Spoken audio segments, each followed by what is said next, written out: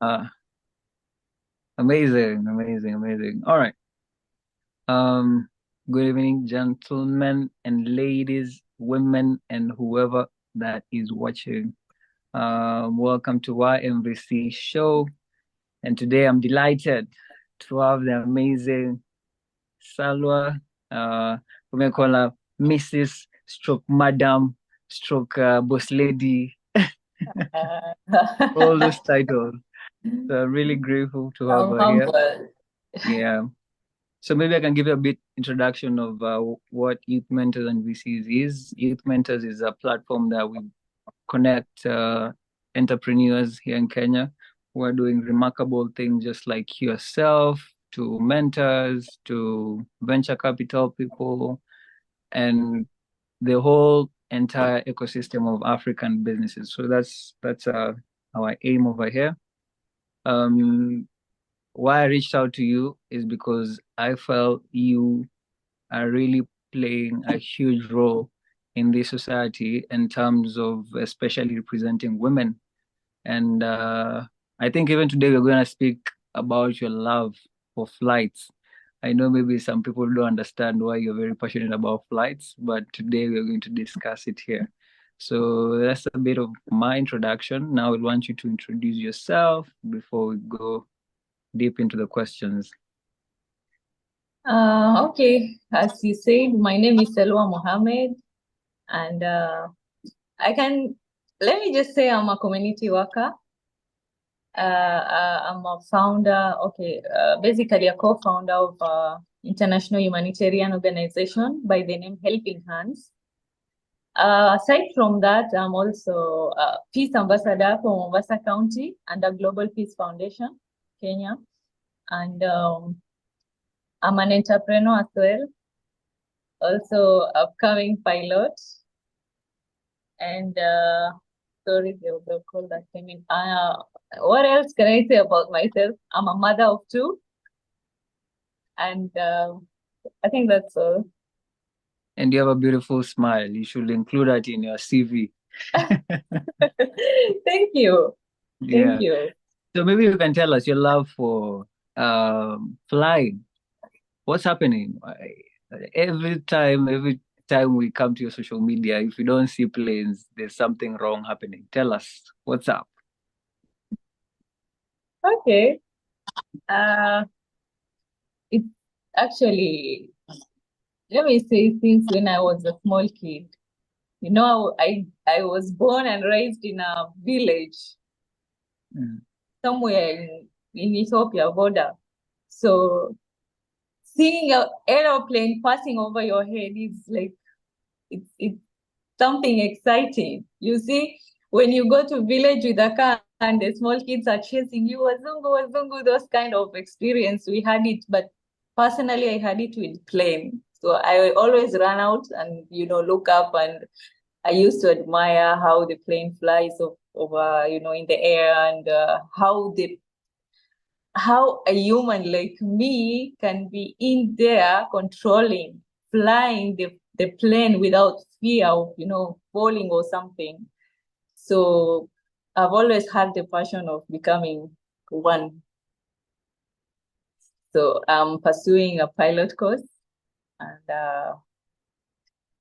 I think that's what you see on my social media.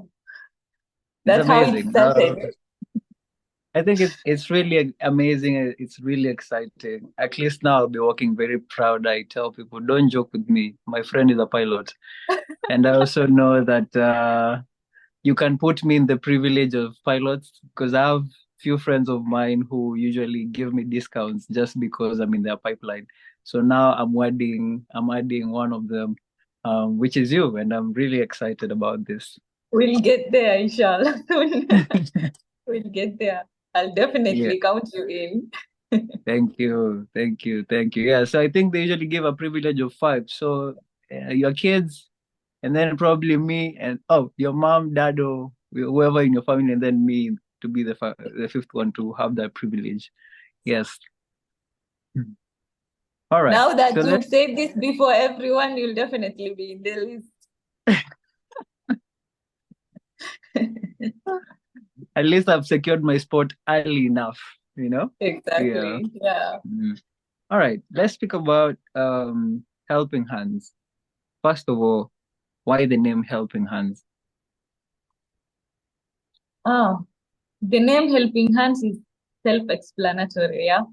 Mm. So we didn't want to come up with some funny names that whenever we go and introduce ourselves, we have to explain what it means, why we chose that, and all. You know, we just wanted English is universal language. So when you say our organization is called Helping Hands, automatically you know we are helping people. Mm. So that's why we just keep it simple. Helping Hands sounds better. So we had two So, names, but Helping Hands was the best name we had to choose. all right. So Yeah. what inspired you to start an international humanitarian organization? Okay. This one we started during COVID when everything was locked down. There was no movement. So we realized that there are friends and some people from our neighborhoods, you know, calling out for help, food, and medical attentions and so many things. So we basically just started before starting Helping Hands. We started to air the need for the community to be helped just around the neighborhoods. So we collected foodstuffs and few cash here and there to help people have, you know, medical attentions and stuff like that. And no one can even come out and go to work and earn. People are unable to put food on their table. So we realized that having a lot of followers on social media is can be, you know, of positive advantage, positive okay, can be privilege. So we said let's use it positively to bring this thing to light that there are people who are in need. There are people who are actually suffering because of COVID. They can't go to work. They can't put food on their table. So what we need to do is just, you know, come together, join hands, and help them out. But then we again came to understand that people around town get a lot of attention. What about the people in the village who don't even have transports of coming to, you know, to town to work or to do anything? No construction is going on, no nothing. Those fundis that, you know, go out and get you know, they do the labor work and get their few cents here and there. They are not doing anything. Everything is stagnant. Who are helping them? Who are paying attention to them? Who even think of them? So we said we should expand our Helping Hands to start, you know, reaching there. And it wasn't easy. We had to seek letters of, you know, permission letters to move. There are those borders that were created that time, that people from Mombasa cannot go to Malindi or Kilifi or whatever. So reaching to the villagers was really hard. So anyways, I think within 3 months, we just, you know, sat down and decided, why don't we register it as an organization, you know, officially, which makes sense when we tell people we have this and that, and our mission and our vision is this, you know, that way it's easier to capture potential donors and good Samaritans to come forward, and, you know, to create also more accountability and trust. And yeah, so that's how we came up with Helping Hands. And it was on 2020 June that we registered the group. But as we go, we tend to understand that it's not only food or clothes that people need. There's more to it. Education, All right. medication. Mm-hmm. That's amazing. I think during COVID time, a lot of companies began, a lot of ideas were created out of a need. 2019, 2020, even me, I have a beverage company that actually was incorporated in 2020 out of a need. And that actually makes sense. But I just a bit curious. I want to take you way back. Is this because of something, as you mentioned, Ethiopia? I've heard you mention Ethiopia. Is this something that came out from a past background, even before 2020 came and this happened, registration and everything? Is this something that you saw from your community that you felt like is something that when you grow up, you will have to give back to the community? Yes, yes, that has actually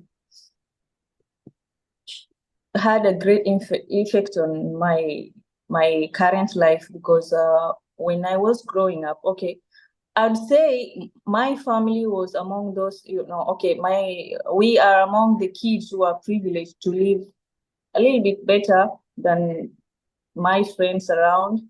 But the area itself and, it was underdeveloped, small little town where everybody knows everybody. So there was problem accessing clean water, education. There's no good education. There's no good hospitals or medical attentions. No good doctors. So growing up and us having TVs and seeing all these big movies and how people live out there and coming, this side of Kenya or let's say other countries, traveling around, you get to see things different and you feel like you should do something to bring change, not just exactly where Yeah. you grew up, but there are thousands and thousands of small underdeveloped towns in Kenya. So you begin where your hands can reach. Yeah. So the impact that you're doing currently, is it majorly in Mombasa, or how many counties are you reaching so Actually, far? it's coast region, the 6 coast counties of Kenya: Kwale, Kilifi, Mombasa, Tana River, Taita Taveta, and Lamu. Okay. But Okay. we ventured into the up countries also, like Isiolo, Marsabit, Eldoret, Nanyuki. We reached those areas also. All right. Maybe you can tell us how many people you work with in your organization? Here in Kenya, we have what we call board members. We also have what we call ambassadors. I think for board members, we are around 8. 8 of us. Only one is abroad, but the 7 are here in Kenya. And the ambassadors are the people we give key roles and responsibilities of monitoring the ongoing projects or the projects that are finished in specific areas where they say, for example, we also actually our registered members, but they are based in, for example, in Lamu. So if we find someone who is really competent in this work, we appoint you as one of our ambassador in Lamu. Yeah. Not just one, but 2 or 3 people from different areas. If it's Lamu, if it's Kwale County and different counties, we have members who are abroad, different places, Saudi, UAE, UK, US. So those are the members, registered members, that are actually working as ambassadors also. All right, maybe you can very huge organization, and congratulations for the amazing work that you're doing. Maybe the other question would be about public relations. I noticed you have a background in public relations, and how do you feel this has helped you to work with Helping Hands and driving awareness for various humanitarian causes? Actually, I'm a public relation degree holder. Very Jesus. Which means you can say I'm a public person. Everything of mine is public. So my background in public relation has been instrumental in my work with Helping Hands. Yeah. And particularly in driving awareness for various humanitarian causes. It has equipped me with the ability to craft compelling narratives to resonate, with different audiences, which is crucial in advocating, for the vulnerable communities we serve. And my public relations skills in crisis communications have helped me or have helped the organization navigate challenges and maintain positive public image, and also ensuring that our mission remains the focus even during difficult times. And overall, my PR background has been essential in effectively communicating our goals, mobilizing resources, and ultimately making tangible difference in the lives of those we help. Amazing. Yeah. So, I'm trying to see do you have particular challenges that you usually target to assist, or how do you choose the people you're going to help with helping hands? We go with the need. The need are endless, but we normally go and assess the requests of the community, and do a quick meeting. Is it urgent? Which one should we pay more attention to? And there are challenges, of course. The challenges are maybe limited access to remote areas due to poor infrastructure, and it's difficult to deliver essential service and resources to those in need, because like I said, the road sometimes is impassable. There are places where when we reach, we can't go through by car, and it's quite a distance for us to walk. And the little space that is making it for us difficult to reach there is maybe a small space where during the rain the road is the road is broken, and maybe bridge is needed, but you realize that government is not paying attention to these people. So sometimes we are forced to do that work to reach the community, and sometimes we have to cross by foot, and then now go on borders, motorcycles, to start another journey. It becomes quite difficult. Those are the challenges. And also other challenges are the beneficiaries who are not ready to accept change. Also, who are maybe who have this feeling of entitlement. It's quite hard to do something for them. And also them against themselves, them against each other.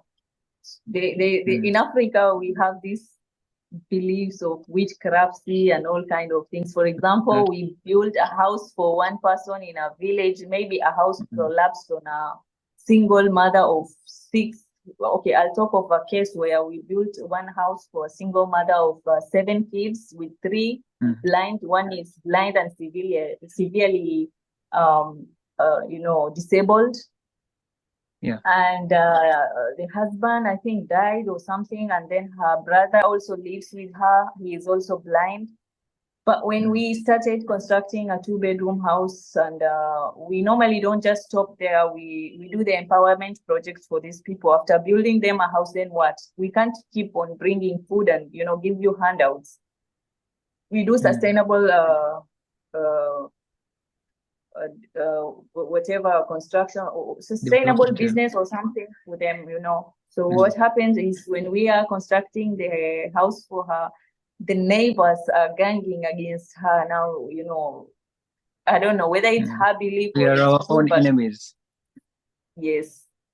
they start, looking at us as we choose who to help and who not, and how about us, even if our house is okay, but we need food, we need this, the way they approach us feels like we feel violated, we feel, unwelcomed and all kind of things. Yeah, Those are so the challenges. basically, even as much as you want to help the people are also fighting you in the journey. Yes. That's very unfortunate. And you mentioned the government. Is there any government support that you get, or you work with private investors or partners only? Yeah, only private investors. No government embraced us so far. No. Okay. We normally we do get acknowledgements from our county government, but that's not enough. It's not enough. So what we normally need is, even if you don't help this community through us helping hands, you can, at least you are watching us. These people need this and that help. Come through and do something for them. Just take the credit, whatever you want, make it a government project. It doesn't matter, but deliver something, bring change to them. But I think um, it's a little bit hard The effort is minimal. Yeah. Yes. We are praying for grace that this government of ours one day open our eyes to help the people. Anyway, Helping Hands, as I have noticed, and you've even mentioned, is a global project that you are handling across many countries. So, what strategies do you employ to achieve this type of success? Actually, it's through decentralized leadership, strong communication, cultural adaptability, monitoring, and strategic partnerships.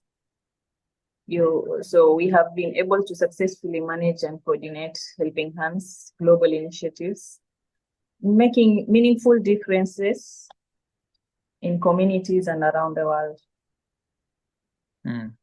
All right. So it's not a challenge to you operating here, or maybe in because Kenya. the part where I forgot to mention is I'm a co-founder. So the other co-founder is based in UK. So we normally have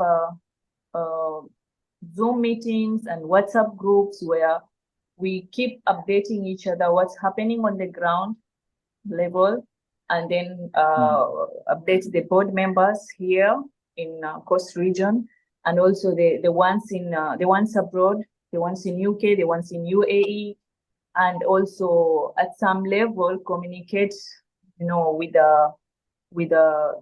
our donors. We have donors who have been with us from 2020 till today. We have one-time donors. We have donors who come and go, so that's how we work. Amazing. Yeah, it sounds very manageable. So I know you have ladies who look up to you, or women, or young women in our society. So what qualities do you believe you have that are essential, that you are making this inspirational change, not only in Kenya, but globally?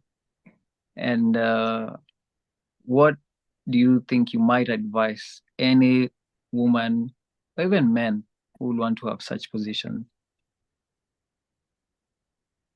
Okay, the leadership qualities that maybe keeps me going personally is empathy, having empathy and patience. Patience, because for me, I am the center of everything. Like, looking at myself, I deal with constructors, the engineers, the fundis, the little vibaruas, the laborers, the members, and then the board members, and the donors, and the beneficiaries who are receiving the help. So it's not easy for one person to, keep up to everyone's expectations. So you really, really have to be patient. And if you lack empathy, you won't get anywhere. Empathy, as in when you go to this community, maybe they approach you aggressively. So don't start saying like, I'm here to help you, but if you act like this, I won't know. Just the element of understanding what's making them, act this way always works wonders for me. Like I settle the things and talk to them politely. They have, these committees and teams and chairmen and, village elders. I have to act big. I tell them, don't look at me as a small person, like my body is tiny, but actually sometimes I have to lie with my age and I start saying I'm 48, 38, 39. At least I look like do you a want to wise tell us? person. Do you want to tell us your age? Do you? No, you can just tell us your age. We don't mind as well. 38, let's say 38. 38, at least they know this lady is a little bit experienced. But if you say I'm in my late 20s, you're like, you are talking to elders. Remember, they will look at you as just a small chicken. A young person. Yeah. Yes. So it just requires patience, number one, and adaptability, skills, and how good you are at receiving change, and and empathy. Are you saying there's a word I'm waiting for you to say, and I think you're going to say it, which is Kenyans, dealing with Kenyans. Don't shy away from mentioning it. Not really, because I actually think it's better to work in Kenya than any other African countries. Okay. But we were in Uganda also. Thank you for reminding me this. But Ugandans received us so nicely, and with dancing and singing for us. We didn't do anything, just by visiting the village. We had a borehole project there, which was successful, but the time when the borehole was launched and water is running and now they are fetching the water, oh my God, you can imagine the experience. They want to carry us up in the sky. Like, they are so appreciative and thankful, and like our, Kenyans. There's usually wars between Ugandans and Kenyans. I mean, I don't want to make a comment where they'll come at us, but anytime a Kenyan might want to go to Uganda, they know this is someone even coming from the privileged countries, of which Kenya is very privileged, and it's fine, Yeah. Right. But it's a good thing. It's a good thing. If you can handle people, as you said, empathetic, and I believe, as you said, the people who you are going to help, some of them fight back. Do you think it's because of inferiority that they have inside them? They feel a bit inferior, and when you go and assist them, it's like you're trying to pull something that is way against them. Yeah, that is possible. But the thing actually is not just inferiority complex. It's what we call, there are inciters among the community who are, whenever we visit them, they act like, these people are using you to get money. Those kind of mentality. So when we visit them, we are looking at if they have water, if they have, maybe their school is really run down, we need to renovate, if they have electricity around, if they have any problem that need to be solved. But there are people within them telling them, don't be receiving these people, this wazungus. They normally come and take pictures of the kids and your areas, and they take advantage and they get money, which in reality we've changed many people's lives in different villages. We've had, we drilled boreholes, like hundreds of boreholes around the coast, and we built houses for many single women, widows, and even single fathers. Yeah. So maybe you can say those are some of the metrics of success, of the success that you have. Maybe the projects, the boreholes, the houses. That's how you gauge the success of your projects. Mm-hmm. Those are few among many projects that we can say we've successfully achieved. I just wanted to understand the metrics of how you gauge that. The moment we visited this community, this is what we developed, and this is how success for this project looks like. I just wanted to understand how does it look for you? How does success look for you? How does it look to you as a company? Once you say we've done this, it was like this, and now it's like this. The people are not maybe going to school, but now they're going to school. 100 kids didn't have access to water, but now the same 100 kids have access to water. I don't know if that's how you gauge, because I know at times projects, especially like this ones, you can begin, but in the middle you see a few people have improved their lives, you stop halfway instead of completing the whole project. We've always made sure that we don't touch something and leave it unfinished.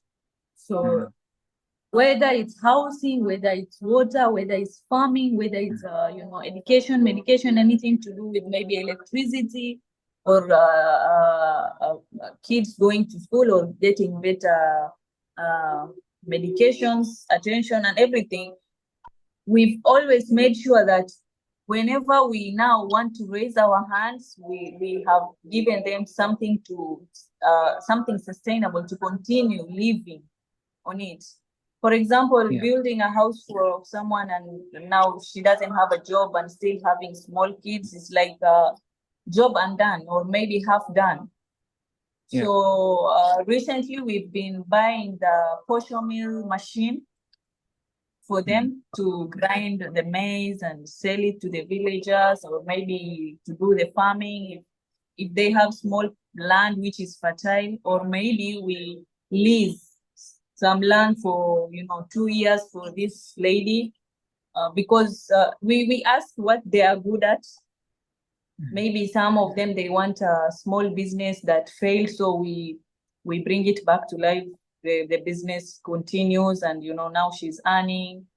Those are the kinds because and then there's other thing, the period between us constructing the house and them, mostly their house is in horrible condition. They can't continue living there. So there's this short time, 1 or 2 months, where we rent a place for them to, as they wait for their new house to complete.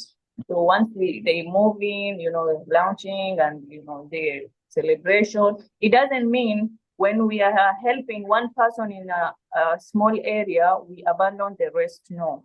We normally call them together.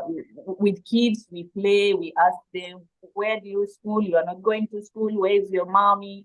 The parents are there, the mothers are there. We give out clothes, we give out raw food rations, and, we start engaging with the communities and laugh with them. So become friendly so that they can, embrace us and, accept us and talk to us with Missouri and what they want. We don't have water here. We are walking kilometers away from here to, look for water, get 2 jerrycan, and then it doesn't last the next day. The next day, the sun is so hot, you see. And also, we also do the sensitization about importance of not cutting trees, talk about Yes. how to Especially maintain the in environment. Kilifi. Yes. So we engage with them in so many different things. And the moment we leave that day, for a particular day, having all that, long discussions and, interacting with them, we call it successful day, a successful project, successful event, Yes. successful day. Yes. Amazing, amazing. Wow, this is really commendable. Because we are not here to bash the Kenyan government, but we've seen where they start projects and leave them halfway, which is very unfortunate. And how do you raise Sorry to cut awareness? you short, but when we Yeah. normally driving deep into the villages, you see every 1 kilometer there's this tank. The tank is erected on water tower, but there's no water at your county government or whatever. There's no one drop of water. So it's like they depend on county water, which is not coming every day. You get it? So it's really hard for them to. Yeah. So when we do the borehole for them, or maybe well, it's a good solution. Yeah, it's a good thing you see them to fruition. So how do you raise awareness about these projects? How do you get donors to come and chip in, support? How does that happen? Okay. We just use social media platforms. We have, we use Facebook, Instagram, TikTok, YouTube. So literally we are using social media platforms and by word of mouth. Maybe you are connected, someone who is a potential donor, who is a business person, Okay, let me say for us Muslims, we have this thing called zakat. Zakat is where if you have a business, every year you have to give certain, maybe 10%, or I don't know, is it 10 or 1%? I think 10% of your annual profit. So you give it to a poor to change one person's life. That's how it is. So we normally have the continuous donors that we have are the ones who keep giving their zakat, giving their, it's charity. Yeah. So when they give money for their zakat, it's for the charity. That means that is the money we use to build houses and projects and, all these other things to change lives. Apart from that, the small donations here and there come through in, random social media posts. And we normally don't edit and filter videos. We just record the things as it is in the village. It's a raw video that we just upload everywhere, and it normally does wonders and captures, people's hearts. Yeah. So you spoke about Muslim. Let me speak about the Christian side, right? There's this notion of when you give with your right hand, don't show with your left hand. Don't let the left hand not know what you're doing, right? And I've seen Islam also. Oh, okay. That's good. So how does that affect you? Because at times people might see you. Yeah. Does it affect you? Because for we me, I normally know when get someone... We normally get this question from even Muslims saying, Yeah. we are exposing the beneficiaries, their dignity and whatsoever. First of all, we seek their permission. They love being on videos, let me tell you. They love being on videos and, it's exciting for them. We seek their consent. Again, in Islam, there's this, if you give with the right hand, the left hand shouldn't see, which means we shouldn't publicize that we are helping. But this is a public organization. Also, we have another verse in the Quran that says, those who give charity in secret and in public have the special rewards from their God, from the Lord, which means you can give in secret, you can give in public. And for us, we are just go between us. We are creating awareness. We are trying to change people's lives. It's not like it's our money. For example, if it's my money I am giving, which I do here and there, small little money, but I'm not announcing, I'm not saying, look, I gave Shaq this 100 shillings. You get it? Yeah. Because it's me giving my money. So I don't have to announce it. And our donors are not exposed. We don't expose the donors. That means their reward is still there. And ours for going between, like creating awareness that these people need help. You who have money, who can help, come and help through us. We can work for you. So I think it's valid. Yeah. Yeah. Yes, that's it's how we very work. much valid. It's very much valid. I mean, how are you going to fundraise more money And to come also, and support these people? yes, and also when we post, it's giving other people, heart to give. Like, oh, there's this person who has this problem. Let's do it. For example, that guy Erico Mondi, how he's doing. Yes, it's for documentation purposes. Yes, publicizing it because not just for self-glorification, but to make people, feel this person and come through for the, Yeah. So it's not for show off, it's purely for more fundraising purposes. Yeah. Purely for creating a Fantastic. So let's speak about your future goals. Maybe this is my last question. So what are your future goals for Helping Hands? And how do you plan to expand and enhance your organization's impact globally? Our future goals for Helping Hands center around expanding our reach. Let me say for now, we are still based in Kenya, precisely Coast region. So we would love to venture into different counties, not just Coast. And depending on our impact and ensuring sustainability for our programs, as we look to the future, there are several key areas where I believe we can grow and enhance our effectiveness on global scale. For example, expanding geographic reach. I think I lost you. Are you there?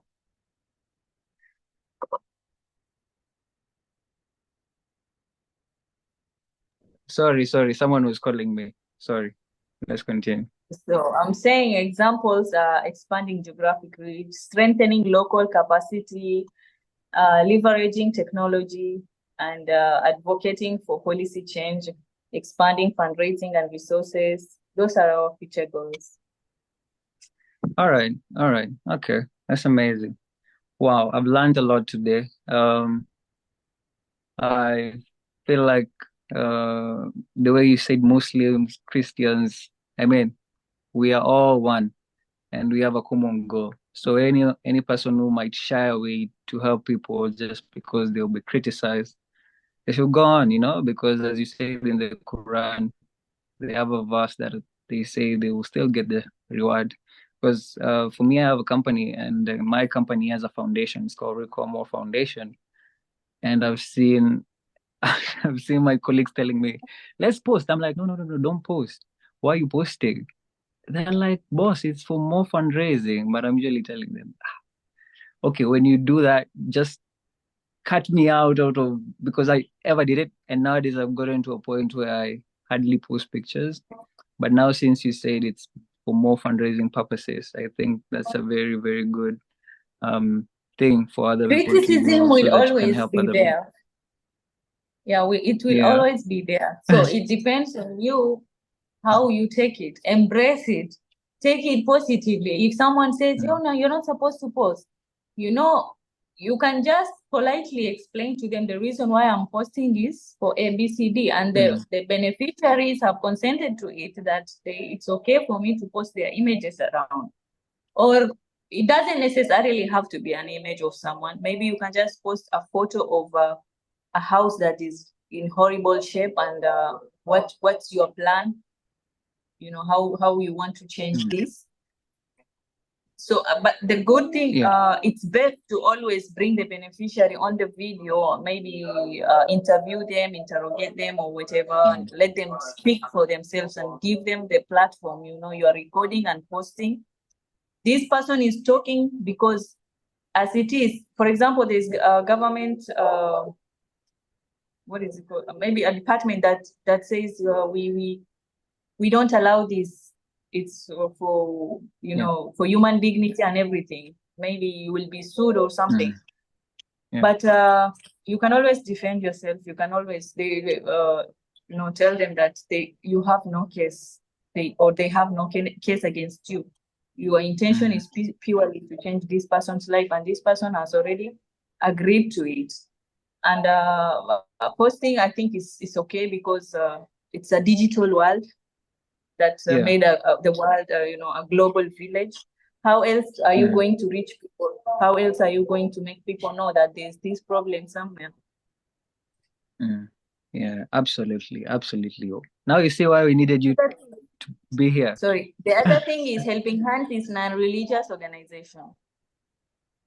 Oh, okay. It doesn't focus on Muslims because we have communities who are not Muslims, and we've done similar projects for them, like with pure intention, no segregation, no, choose this and leave this. No, only during Ramadan is when we go to orphanages and children's centers, the Muslim ones, because these people who are giving us food, their intention is to give iftar to the people who are fasting.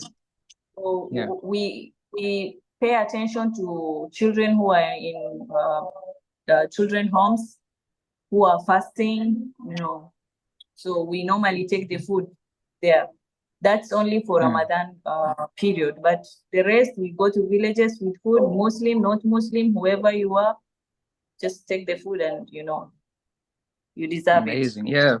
It's a good thing you've stated that, because someone will see you with a hijab and think that this is only for Muslim organization and, people. No. It's non-religious organization. We don't choose. All right. Thank you so much for clarifying that. I mean, yeah, we would have missed that, but that's a good thing you mentioned. Wow. Thank you so much, Salwa.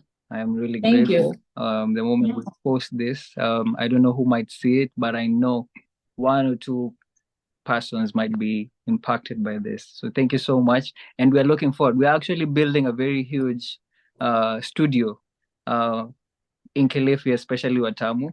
I believe once that is ready, you'll come all the way to Watamu. And this time you come with you should be the one flying to Malindi. We pick you from the airport as a pilot. Okay, I will. Yes. God willing. Yes. All right. Thank you so much. And I wish you a wonderful, wonderful day ahead. Oh, evening. Sorry. Yeah. All right. Okay. Thank you. Bye-bye. Okay. Bye-bye. Bye.